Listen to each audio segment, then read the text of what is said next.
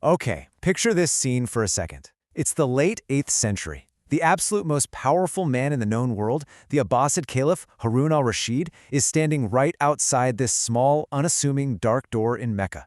He's pleading for guidance, literally desperate for some genuine spiritual counsel. But inside that tiny room, there's an ascetic who doesn't even want to look at him.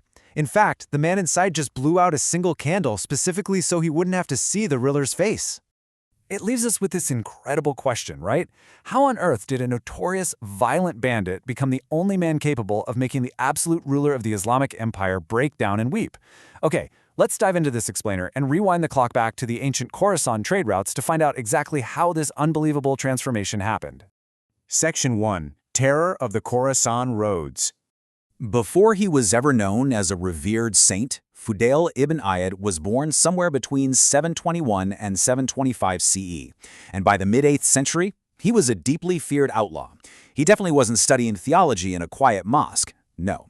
He was leading a band of ruthless highwaymen along the highly lucrative yet completely desolate Silk Road trade routes between Albiward and Sirax.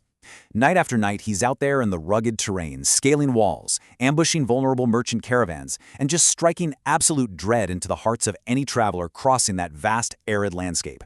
He was the undisputed terror of the region. He completely dominated those highways. But here's what's truly fascinating and honestly a bit mind-boggling about his character during these dark years, the profound contradiction in how he lived. On one hand, yes, he's a ruthless highway robber, a guy who takes whatever he wants by force. But on the other hand, he was actually a practicing Muslim. He regularly prayed, he fasted, and even set up these super strict rules of engagement for his gang of thieves, explicitly forbidding them from uncovering or harming any women among their victims. It's this wild paradox. He was constantly justifying his violent crimes, yet somehow clinging desperately to these fragmented pieces of his faith. There's this one specific, brilliant anecdote from the historical sources that just perfectly captures this bizarre reputation. Imagine being this wealthy merchant, traveling the roads, absolutely terrified of running into Fudayl's infamous bandits. Seeking safety, the merchant spots a humble, praying man sitting alone in a rough sackcloth tent. Desperate, he begs this pious stranger to hide his gold for him. The merchant then goes on his way, only to be ambushed and robbed by the bandit gang of literally everything else he was carrying. Later, when the devastated merchant returns to the tent to get his hidden gold back, he is completely horrified to find the very bandits who just robbed him hanging out surrounding the man he had trusted. It turned out the humble, praying man in the tent was Fudayl himself.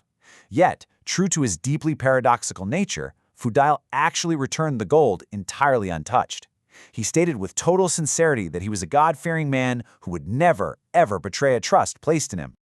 Section 2. A Verse in the Night. But look, a life built on massive contradictions like that simply cannot last. The absolute turning point, the real climax of his criminality, didn't happen in some massive bloody battle with the authorities. It happened in the dead of night, in total silence. Fudayl was scaling a wall, actually, intent on reaching a young woman he'd fallen in love with. And as he's climbing higher in the dark, a voice suddenly pierces the quiet. A passing traveler down below was loudly reciting a specific verse from the Quran, Surah al-Hadid, verse 16. Has the time not yet come for believers' hearts to be humbled at the remembrance of Allah? I mean, just imagine the sheer gravity of that moment. A hardened, violent criminal, literally halfway up a wall in the middle of committing a sin, suddenly hearing a divine challenge addressed directly to his very soul. The sheer weight of those words completely shattered his hardened heart right then and there. He immediately climbed down, weeping, and whispered into the night in absolute surrender, "The time has come. The time has come." In that exact fraction of a second, he abandoned his life of crime forever. And this brilliantly illustrates how historical texts document this radical shift in such incredible detail. After that night, he didn't just feel some fleeting sense of guilt about his past. He completely uprooted his entire existence. He embarked on this grueling physical and spiritual journey, traveling to Kufa and eventually making his way all the way to Mecca, to completely rebuild his soul from the ground up. Section 3. The Path of Restitution. Because Fudayl understood something absolutely crucial. True repentance wasn't just some private feeling of guilt between him and God. No, it required a rigorous, exhausting campaign of real-world accountability. First, he immediately freed any captives held by his bandit gang. Second, he meticulously tracked down his past victims to return their stolen goods. And third, when he finally ran out of goods to return, he literally went door to door begging for their forgiveness. Think about the profound humility that takes. He faced the very people he had brutally terrorized, proving that sincere repentance means actually looking your victims in the eye and accepting full responsibility. There's this remarkable story that perfectly illustrates the extreme lengths he went to for this restitution.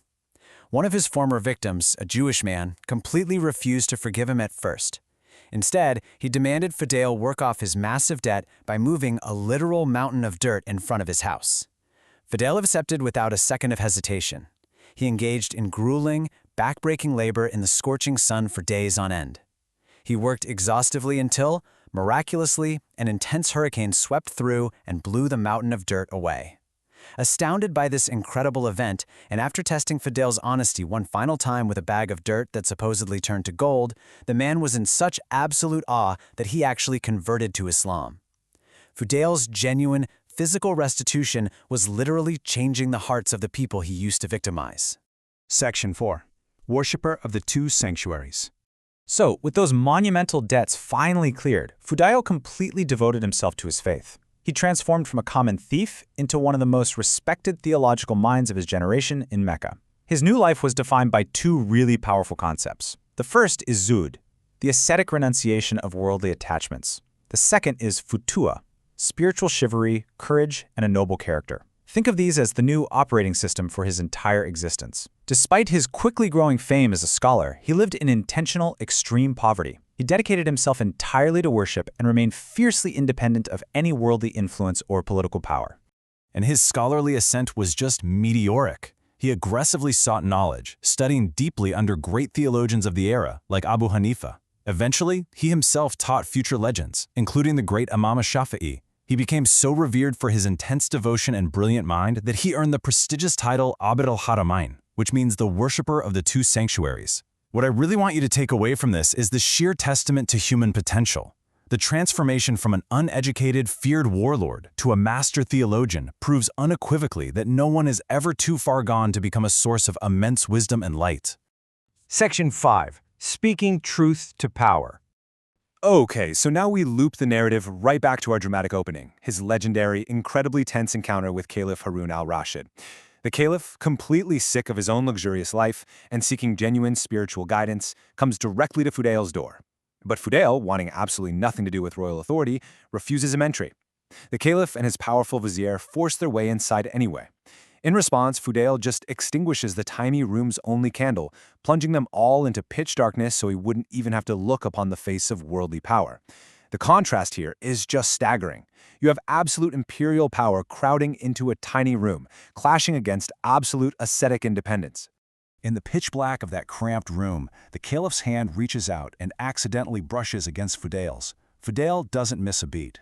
He immediately says, "Oh, how soft these hands are. May they be granted freedom from the fire of hell." So the crucial point is, Fudayl doesn't flatter the supreme ruler for a single second.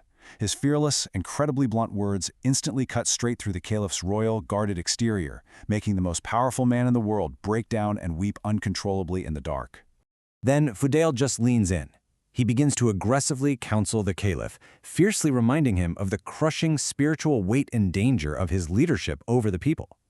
When the vizier desperately steps in and tells Fudayl to stop making the caliph cry, Fudayl snaps right back. He tells the vizier that he and his sycophantic enablers are the ones actually killing the caliph spiritually.